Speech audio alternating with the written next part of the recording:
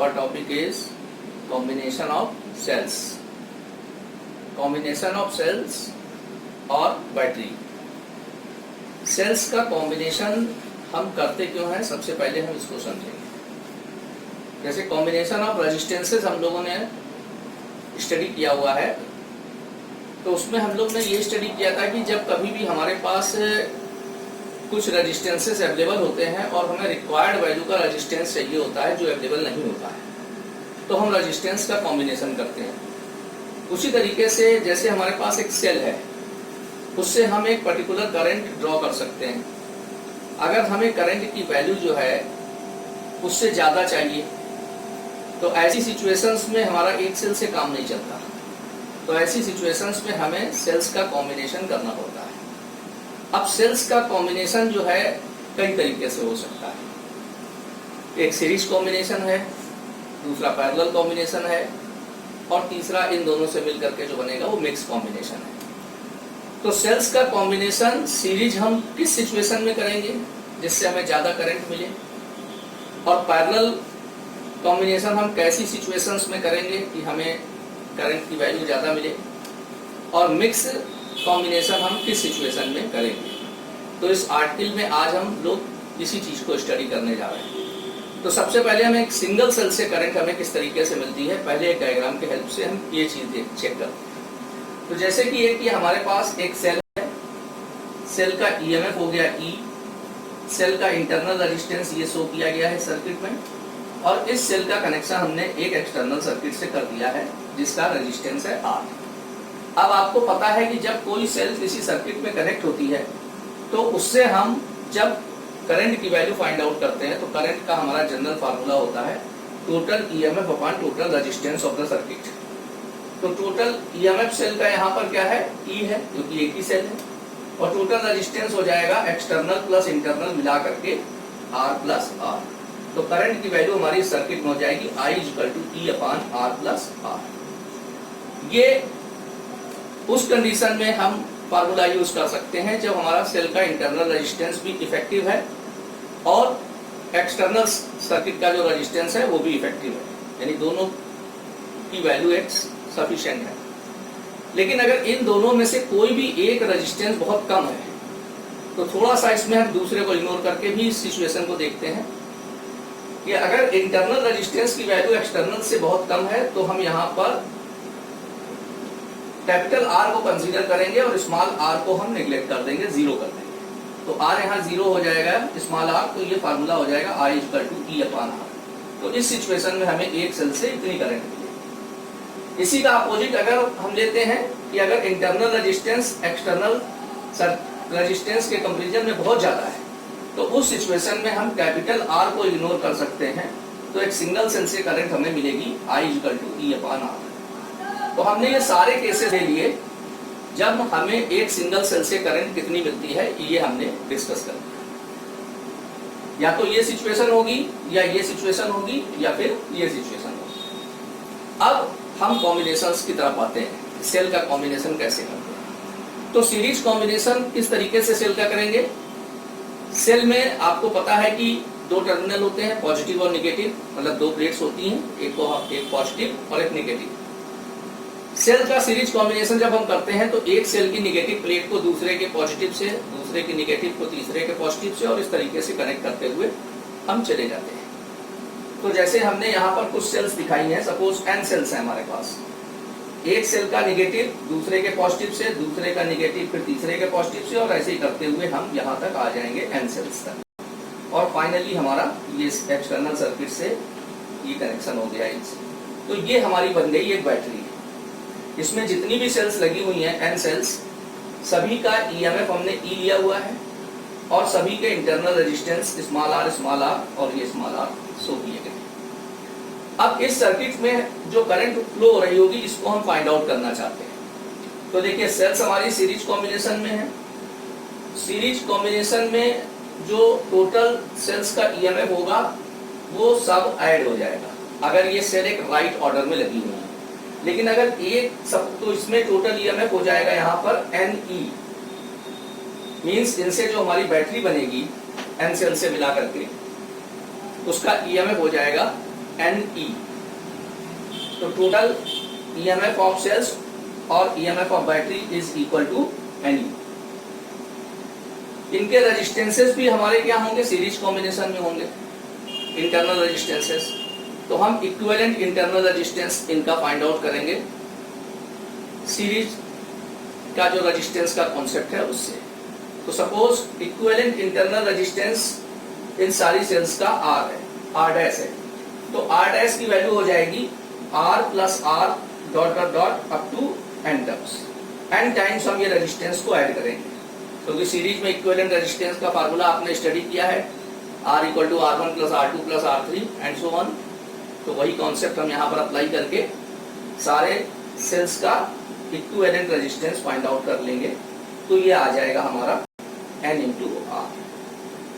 R को हमने n times add किया तो वैल्यू हो जाएगी NR। तो ये हमारा हो गया total internal resistance of the cell. External circuit का रेजिस्टेंस हमारा कैपिटल R है यहाँ पर, तो ये इंटरनल प्लस एक्सटर्नल मिला करके हो जाएगा total resistance of the circuit. ये इंटरनल हो गया और ये एक्सटर्नल हो गया। अब सर्किट में जो करंट होती है वो हमारी कितनी होती है, total EMF upon total resistance. तो टोटल EMF आपका NE था और रेजिस्टेंस हो गया NR प्लस कैपिटल R। तो ये हमारी सीरीज कॉम्बिनेशन में टोटल करंट फाइंड आउट करने का फॉर्मूला आ गया। अब इसमें हम दो सिचुएशंस देखते हैं कि कब हमारे लिए ये सीरीज कॉम्बिनेशन सेल्स का करना यूजफुल होगा, क्योंकि हर सिचुएशंस में हम सीरीज कॉम्बिनेशन करें ये सही नहीं है।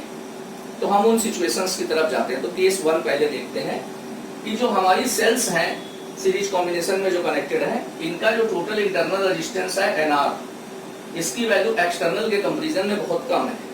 तो हम यहाँ क्या कर सकते हैं, NR को 0 सब्स्टिट्यूट कर सकते हैं। तो जो करंट हमें मिलेगी I equal to NE upon R। तो यहाँ पर हमने सिंगल सेल में डिस्कस किया था कि अगर इंटरनल रेजिस्टेंस आपका बहुत कम होता है तो एक सिंगल सेल से करंट मिलती है E upon R, E upon capital R। तो यहाँ पर देखिए जो करंट आपकी मिल रही है आपको, ये है NE अपॉन R। मतलब आपको जो सेल से करंट कॉम्बिनेशन करने के बाद मिल रही है वो एक सिंगल सेल की n टाइम्स मिल रही है। तो आपका फायदा हो गया।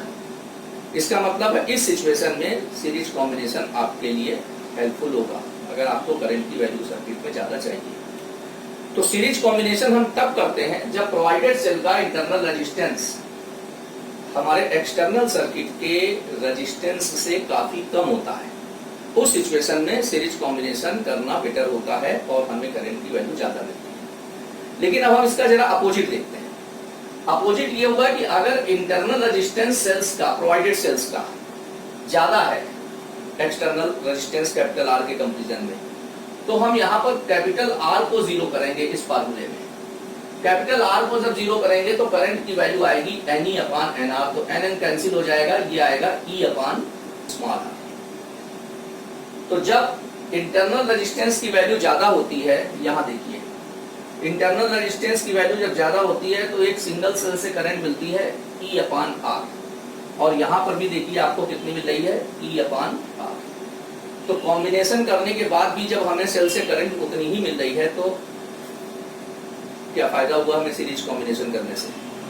तो हम इस सिचुएशन में सीरीज कॉम्बिनेशन नहीं करते हैं जब हमें प्रोवाइडेड सेल का इंटरनल रेजिस्टेंस हमारे एक्सटर्नल सर्किट के रेजिस्टेंस से ज्यादा होता है, क्योंकि कोई फायदा नहीं है, सिर्फ कॉस्ट बढ़ेगी और हमें करंट की वैल्यू उतनी की उतनी ही मिलेगी। तो ये आपका था टोटल सीरीज कॉम्बिनेशन का। अब इसमें एक चीज इंपॉर्टेंट है जो आपको न्यूमेरिकल के पॉइंट ऑफ व्यू से बहुत ज्यादा समझनी है।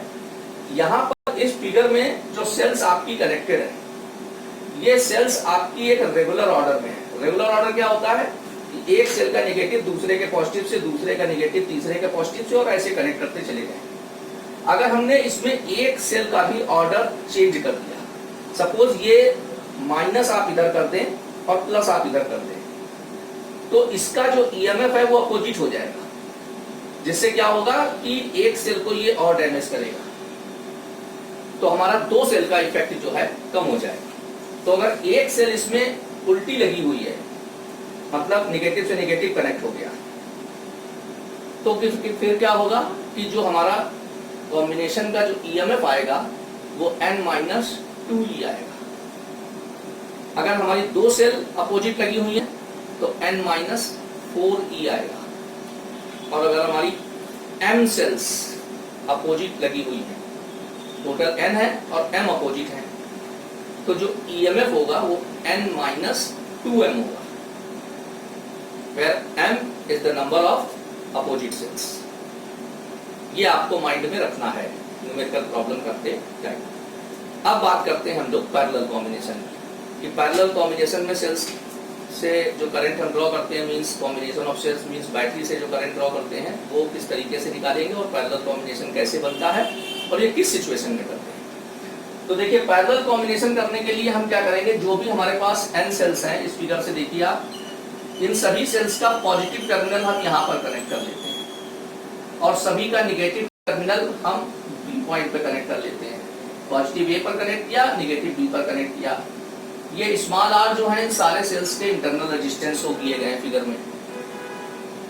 सारी सेल्स जो हमने यहाँ कंसीडर की हुई हैं सभी के ईएमएफ यहाँ पर सेम लिए हुए हैं, किसी का भी हमने भी यहाँ पर डिफरेंट नहीं लिया। इसमें दो केस आएंगे, एक में हम डिफरेंट लेंगे, अलग अलग इंटरनल रेजिस्टेंस लेंगे, अलग अलग ईएमएफ लेंगे, लेकिन अभी हम पहला केस स्टडी कर रहे हैं जिसमें हम सेल्स के ईएमएफ सारे की सभी सेल्स के सेम ले रहे हैं और इंटरनल रेजिस्टेंस भी सेम ले रहे हैं।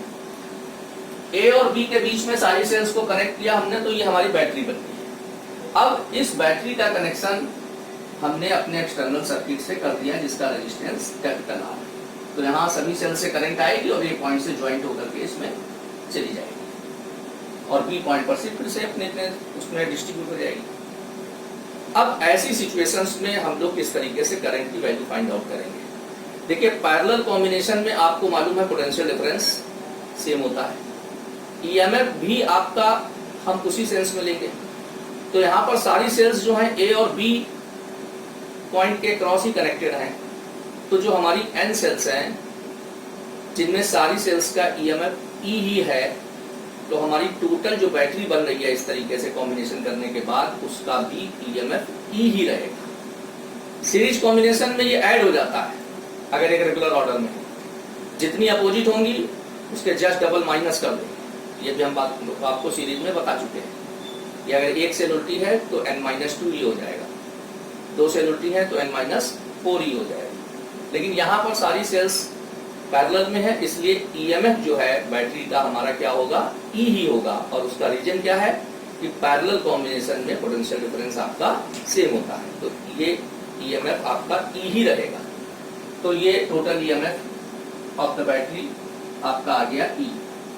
एक्सटर्नल रेजिस्टेंस हमारा कैपिटल आर है, इंटरनल रेजिस्टेंस का इक्विवेलेंट निकालना पड़ेगा। सेल्स हमारी पैरेलल कॉम्बिनेशन में है, तो ये जो इंटरनल रेजिस्टेंस है इनके, ये भी आपके पैरेलल कॉम्बिनेशन में हुए, तो जो इनका इक्विवेलेंट इंटरनल रेजिस्टेंस आएगा वो रेजिस्टेंस के पैरेलल कॉम्बिनेशन के फार्मूले से आएगा।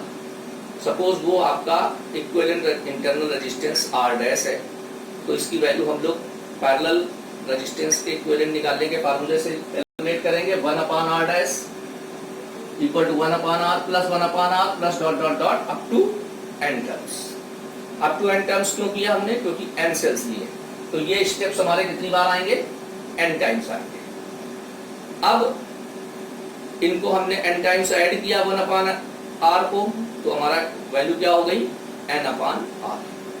तो 1/r dash equal to n/r, तो r डैश इक्वल टू हो जाएगा r/n। क्रॉस मल्टीप्लाई करके r डैश की वैल्यू फाइंड आउट कर लेंगे।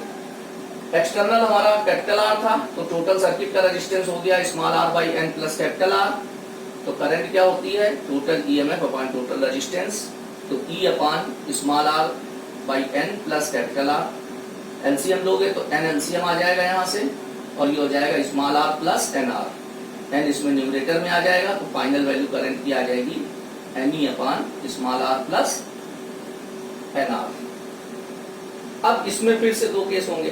देखिए, करंट की वैल्यू फाइंड आउट करने का तो ये फार्मूला आ गया, अगर कैपिटल आर और स्मॉल आर दोनों इफेक्टिव हैं, तो कैपिटल आर और स्मॉल आर दोनों इफेक्टिव हैं, तो करंट की वैल्यू आपकी पैरेलल कॉम्बिनेशन में ये आ गई। इस केस में जब सारी सेल्स के इंटरनल रेजिस्टेंस और ईएमएफ सेम।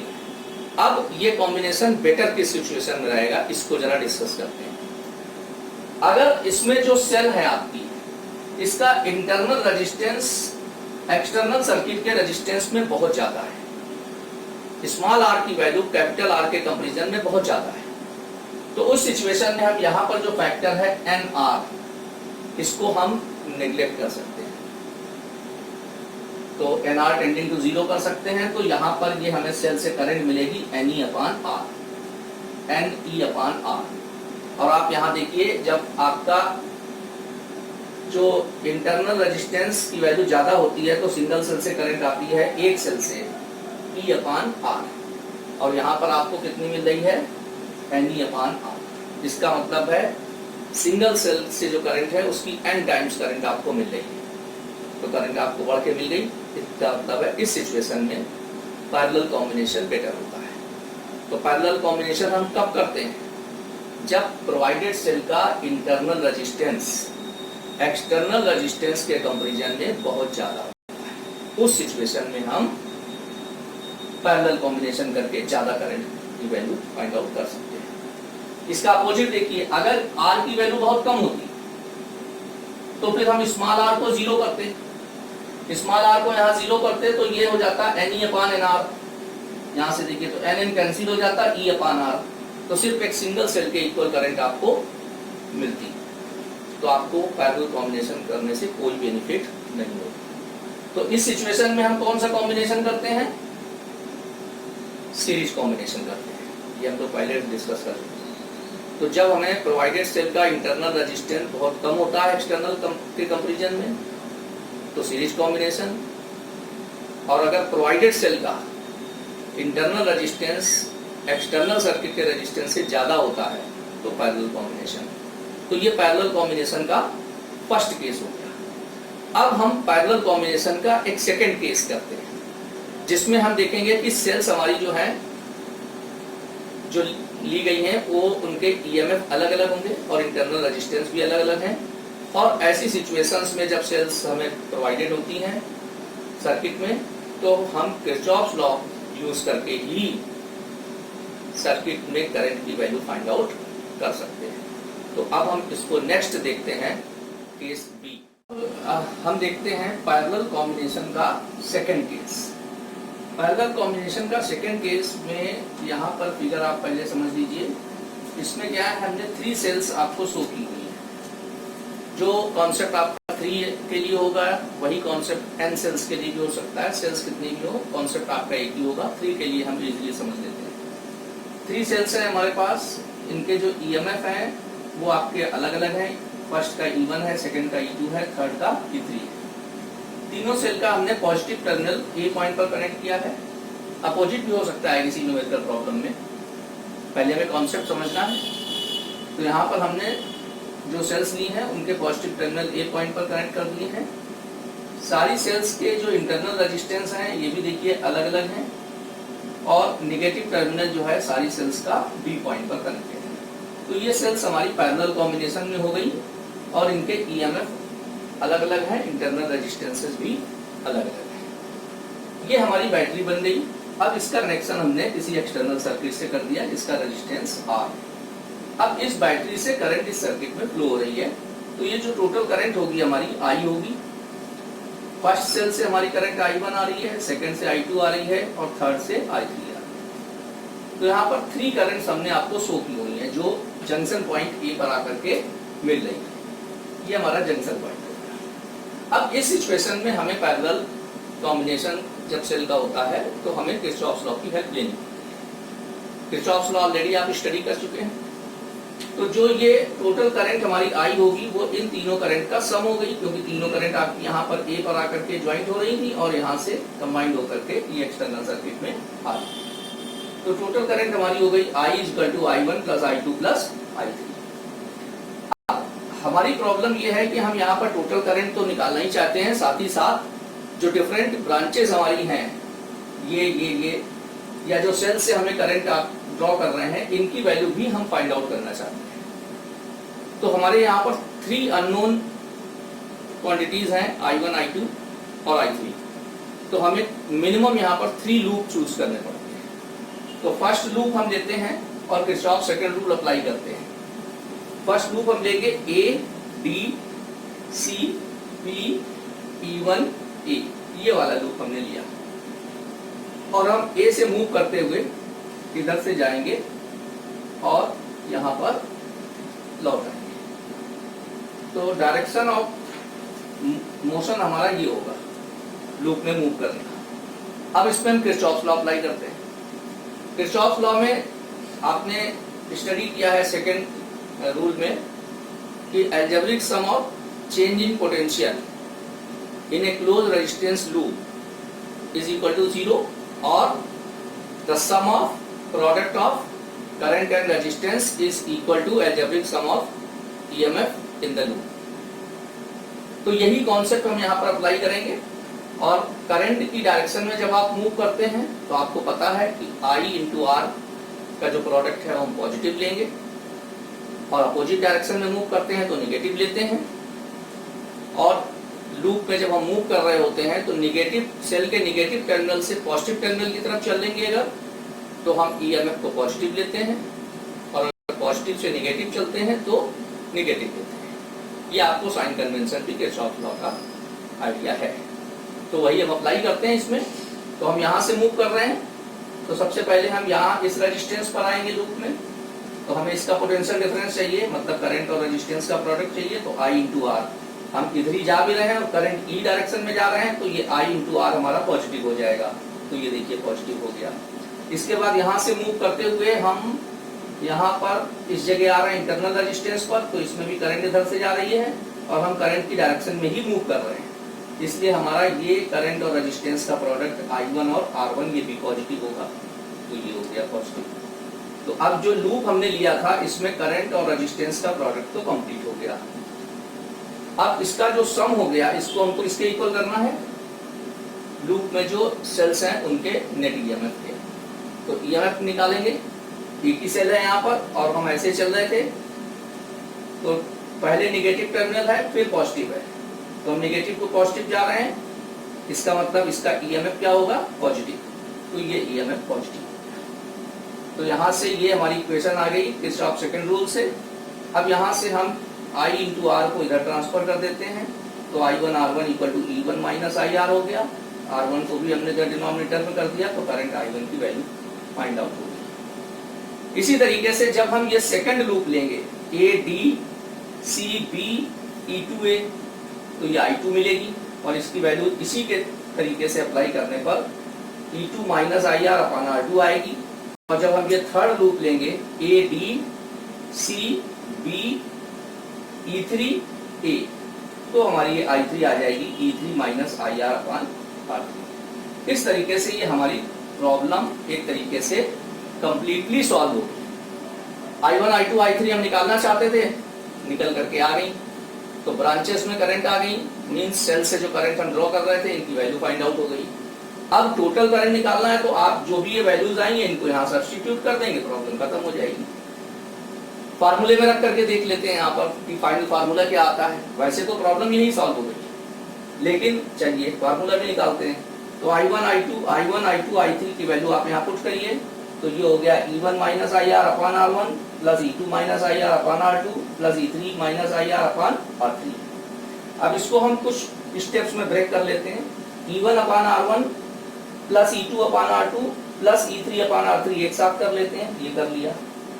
ये जो सेकंड स्टेप है IR अपॉन R1 यहाँ से आएगा, IR अपॉन R2 यहाँ से आएगा, IR अपॉन R3 यहाँ से आएगा। इन तीनों स्टेप में माइनस IR कॉमन ले लेंगे तो ब्रैकेट में आ जाएगा हमारा 1 upon R1 plus 1 upon R2 plus 1 upon R3। अब यहाँ देखिए I है, इधर भी I है, तो इसको हम इधर की तरफ ट्रांसफर कर देते हैं। तो ये हमारा आ जाएगा I प्लस IR ब्रैकेट में 1 upon R1 plus 1 upon R2 plus 1 upon R3 equal to ये हमारा जो बच गया E1 upon R1 plus E2 upon R2 plus E3 upon R3। इन दोनों में I कॉमन ले लिया तो ये आ गया, बाकी equal to as it is लिखा हुआ है। फिर इसको आप डिनोमिनेटर में ले जाएंगे तो ये हमारा करंट का फाइनल फार्मूला भी बन गया। ये फार्मूला उस सिचुएशन में निकला है आपका जब यहाँ पर सेल्स के सारे पॉजिटिव टर्मिनल एक जगह थे, जब आप न्यूमेरिकल्स करते हैं तो इसमें कुछ वेरिएशन भी हो जाता है, तो आप रूल को अप्लाई करते चले जाइए, किरचॉफ रूल को, जैसा आपका साइन कन्वेंशन का कॉन्सेप्ट है, कोई प्रॉब्लम नहीं, आराम से सारी प्रॉब्लम्स हमारी हो जाती है। बस हमें अपने कॉन्सेप्ट पर फोकस करना है और रूल को एग्जैक्टली जो है, जो चीज हमें रूल में बताई गई है उसी के अकॉर्डिंग उसको फॉलो करना है। अब हमारा आता है next, mix combination. Mix combination हम कैसे करते हैं और किस सिचुएशन में करते हैं। तो यहाँ पर एक फिगर को डिस्कस कर लेते हैं पहले। इसमें हमने कुछ सेल्स आपको रिप्रेजेंट की हैं जो कि ए और बी पॉइंट के क्रॉस कनेक्ट करके बैटरी बनाई गई है। Combination of cell is known as battery. तो यहाँ पर क्या है कि एक रो ये दिखाई गई है, इसमें एन सेल्स हमने कंसीडर की हुई हैं, सारी सेल्स के ईएमएफ ई हैं, इंटरनल रेजिस्टेंस आर है, और एन सेल्स इस रो में भी हैं। फिर सेकंड रो है आपकी, इसमें भी एन सेल्स हैं, सभी के ईएमएफ ई हैं और इंटरनल रेजिस्टेंस आर आप लिखे हुए हैं। और इस तरीके की हमने एम रोज ली। टोटल नंबर ऑफ रोज हमने कितनी ली है? एम रोज, और हर एक रो में एन सेल्स हमारी सीरीज कॉम्बिनेशन में है। सीरीज कॉम्बिनेशन कैसे कर सकते हैं ये ऑलरेडी हम डिस्कस कर चुके हैं।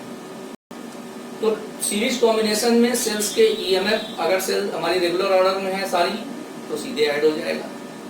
तो एक सीरीज का जो ईएमएफ है वो हो जाएगा एनी सेल्स का। इसी तरीके से दूसरी का भी एनी, तीसरी का भी एनी, और लास्ट वाली का भी एनी। पैरेलल कॉम्बिनेशन में कोई इफेक्ट नहीं आता है क्योंकि पैरेलल कॉम्बिनेशन में पोटेंशियल डिफरेंस हमारा सेम ही होता है। तो यहाँ पर टोटल जो ये हमारी पूरी बैटरी बन रही है सीरीज और पैरेलल के कॉम्बिनेशन को मिला करके, इन सारी सेल्स से मिल करके जो बैटरी बन रही है उसका जो ईएमएफ होगा वो एनी हो जाएगा। तो हमने पहले यहाँ लिखा EMF of N cells connected in one row equal to NE, since all the series are connected in parallel, the EMF of whole battery equal to NE। अब इसी तरीके से फिर हम इन सारी सेल्स का इंटरनल रेजिस्टेंस फाइंड आउट करेंगे। तो यहाँ पर n सेल्स हैं जो कि सीरीज कॉम्बिनेशन में हर एक रो में। तो इस रो का जो टोटल इंटरनल रेजिस्टेंस होगा एक रो का, वो होगा NR। एक सिंगल सेल का R है, एन सेल सीरीज में है, तो जैसे सीरीज सेल कॉम्बिनेशन में आपको बताया था वैसे ही आप इसको करेंगे। सीरीज में रेजिस्टेंसेस होते हैं तो R1 plus R2 plus R3 and so on करके फार्मूला अप्लाई करते हैं, तो NR हो गया। दूसरी रो का भी इंटरनल रेजिस्टेंस सेल्स का हमारा NR हो गया, हर एक सेल का इस तरीके से NR हो गया, और ऐसी M रोज हैं। तो इनका final internal resistance suppose R dash है, और उस R डैश को फाइंड आउट करने के लिए हमें पैरेलल कॉम्बिनेशन का फार्मूला अप्लाई करना पड़ेगा। तो final internal resistance 1/R dash equal to 1/NR plus 1/NR plus dot dot dot up to M terms. 1/NR plus 1/NR क्यों किया? क्योंकि सीरीज में जो एक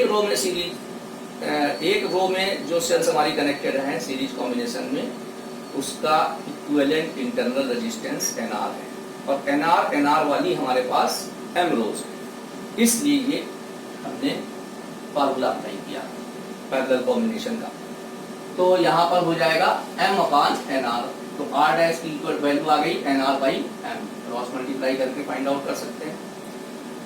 जो हमारा एक्सटर्नल सर्किट है जिससे हमने इस बैटरी को कनेक्ट किया है, एक्सटर्नल सर्किट का रेजिस्टेंस हमारा कैपिटल R है। तो टोटल रेजिस्टेंस जो सर्किट का होता है इंटरनल प्लस एक्सटर्नल, तो टोटल करंट जो हम सर्किट में फ्लो करा रहे हैं बैटरी से, वो हो जाएगी total EMF upon total resistance. तो NR plus M plus capital R, LCM लेंगे यहाँ पर, तो M आ गया, M इसमें मल्टीप्लाई हो जाएगा, यहाँ से M न्यूमरेटर में ले जाएंगे, तो करंट की वैल्यू ये आ गई है, I is equal to MNE upon NR plus MR। एक बात यहाँ पर मिक्स कॉम्बिनेशन में देखने की है। मिक्स कॉम्बिनेशन में हमने क्या किया हुआ था, N सेल्स की M रोज हमने ली थी। एक रो में n सेल्स हैं जो सीरीज कॉम्बिनेशन में हैं और ऐसी m रोज हमने पैरेलल रखी हुई हैं और मिक्स कॉम्बिनेशन बनाया है। तो टोटल नंबर ऑफ सेल्स हमारी इस सिचुएशन में, अगर सेल हमारी इस तरीके से कनेक्टेड है तो हमारी टोटल नंबर ऑफ सेल्स इस कॉम्बिनेशन में कितनी है, m इंटू n, क्योंकि एक रो में n है और टोटल m रोज है। ये क्लियर हो गई होगी बात आपको। अब ये जो करंट हमने फाइंड आउट की है ये होनी चाहिए मैक्सिमम, तभी सेल का कॉम्बिनेशन करने का कोई बेनिफिट है।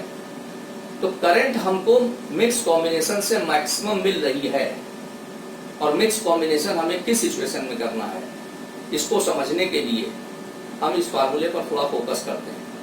देखिए I की वैल्यू मैक्सिमम आपको तब मिलेगी जब आपका यहाँ पर ये जो डिनोमिनेटर में फैक्टर लिखा हुआ है NR प्लस MR, इसकी वैल्यू मिनिमम होगी। जब डिनोमिनेटर मिनिमम होगा तभी आपकी I की वैल्यू मैक्सिमम होगी। अब इस डिनोमिनेटर में जो फैक्टर है NR प्लस MR, इसकी मिनिमम वैल्यू को जानने के लिए हम थोड़ा अपना अलजेब्रा का कॉन्सेप्ट यूज करते हैं। तो यहाँ पर NR प्लस MR को हम लोग लिख सकते हैं under root NR minus under root MR whole square plus 2 under root NR plus under root NR MR। तो ये a minus B whole square हो गया, a की जगह ये हो गया, b की जगह ये हो गया। तो जब इसको आप ओपन करोगे तो क्या होता है a minus B whole square, a square plus b square minus 2ab। तो जब हम इसको ओपन करेंगे तो ये आएगा NR, इसका स्क्वायर करेंगे तो NR आ जाएगा, प्लस इसका स्क्वायर करेंगे तो MR आ जाएगा और minus 2 under root NR MR, उससे ये कैंसिल हो जाएगा। तो ये चीज यही हो गई। तो ये एक तरीके का एडजस्टमेंट है। अब हमें चाहिए थी इसकी मिनिमम वैल्यू। इसकी मिनिमम वैल्यू आपको तब मिलेगी जब ये जो ब्रैकेट में वैल्यू लिखी हुई है ये 0 हो। अगर ये फैक्टर 0 से निगेटिव भी होगा तब भी आपको इसकी वैल्यू मिनिमम नहीं मिलेगी। 0 ही इसकी एक मिनिमम वैल्यू हो सकती है, ना पॉजिटिव ना निगेटिव। क्योंकि देखिए अगर ये ब्रैकेट में लिखी हुई क्वांटिटी पॉजिटिव है, सपोज +2 है, तो +2 का स्क्वायर होगा 4 हो जाएगा और 4 वैल्यू इसमें ऐड हो जाएगी। इसका मतलब जो इसकी वैल्यू आएगी NR प्लस MR की, वो दिस प्लस 4 आएगी। अगर यहाँ -2 भी आया है इसकी वैल्यू तो भी स्क्वायर की वजह से +4 हो जाएगा। उस कंडीशन में भी जो NR प्लस MR की वैल्यू आएगी वो दिस प्लस 4 आएगी। तो दोनों ही कंडीशन में हमें इसकी मिनिमम वैल्यू नहीं मिलेगी। इससे भी कम वैल्यू हो सकती है अगर हमारी ये फैक्टर 0 होता। देखिए अगर ये 0 होता तो फिर इसकी जो मिनिमम वैल्यू होती वो होती 2 अंडर रूट NR MR, जो कि इसकी मिनिमम वैल्यू होती। तो इस फैक्टर के मिनिमम होने के लिए जरूरी है कि ये जो ब्रैकेट में टर्म लिखा हुआ है इसकी वैल्यू 0 होनी चाहिए। तो हम 0 कर देते हैं तो तभी हमें कंडीशन मिलेगी कि किस सिचुएशन में हमें ये कॉम्बिनेशन करना है, क्योंकि इससे कुछ हमें रिजल्ट मिलेगा। तो करते हैं इसको 0, इसको हम 0 करते हैं, इसको 0 कर दिया और यहाँ इसको आपने उस साइड ट्रांसफर कर दिया। तो ये आ गया under root NR equal to under root MR। Left hand side और राइट हैंड साइड में स्क्वायर कर दिया आपने तो ये रूट हट जाएगा यहाँ से, तो NR इक्वल टू MR आ जाएगा। तो यहाँ से कैपिटल R इक्वल टू हम लिख सकते हैं NR बाई M। अब ये NR बाई M क्या चीज थी हमारी, total internal resistance of cells, means internal resistance of battery, और कैपिटल R क्या है, external resistance of the circuit. तो सिचुएशन ये निकल के आ रही है कि जब हमारे एक्सटर्नल सर्किट का रेजिस्टेंस प्रोवाइडेड सेल के टोटल इंटरनल रेजिस्टेंस के इक्वल होता है, जब वो मिक्स कॉम्बिनेशन में कनेक्टेड है, मतलब ये सिचुएशन है मिक्स कॉम्बिनेशन में कनेक्टेड है, वो तो हम बाद में डिसाइड करेंगे कि ये कॉम्बिनेशन हमारे लिए बेटर है। मतलब अगर हमें जो प्रोवाइडेड सेल्स मिली हुई हैं उन सबका इंटरनल रेजिस्टेंस जो इक्विवेलेंट आएगा वो हमारे एक्सटर्नल सर्किट के रेजिस्टेंस के इक्वल है, तो उस सिचुएशन में हम मिक्स कॉम्बिनेशन करेंगे और हमें करंट की वैल्यू मैक्सिमम मिलेगी। अदरवाइज हम मिक्स कॉम्बिनेशन नहीं करेंगे, सीरीज या पैरेलल उस सिचुएशन में जाएंगे।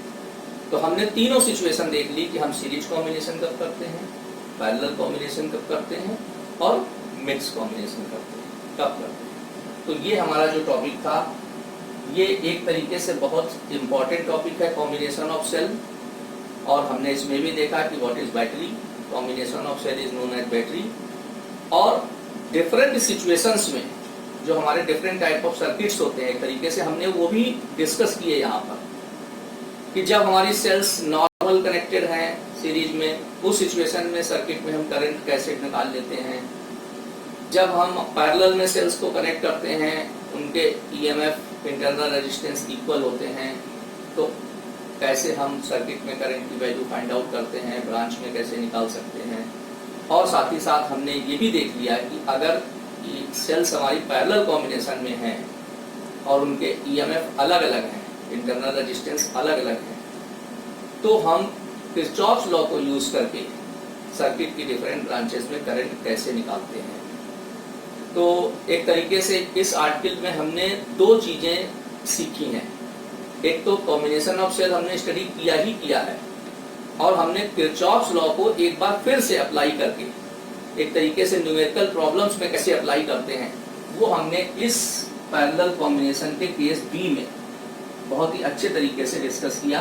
और हमने अपने आप को एक तरीके से रेडी किया है कि अब हम प्रॉब्लम्स को किरचॉफ लॉ से रिलेटेड जो है उनको भी सॉल्व कर सकते हैं और कॉम्बिनेशन ऑफ सेल से रिलेटेड भी प्रॉब्लम सॉल्व कर सकते हैं। तो ये हमारा था लेक्चर, आज का topic combination of cells. Thank you.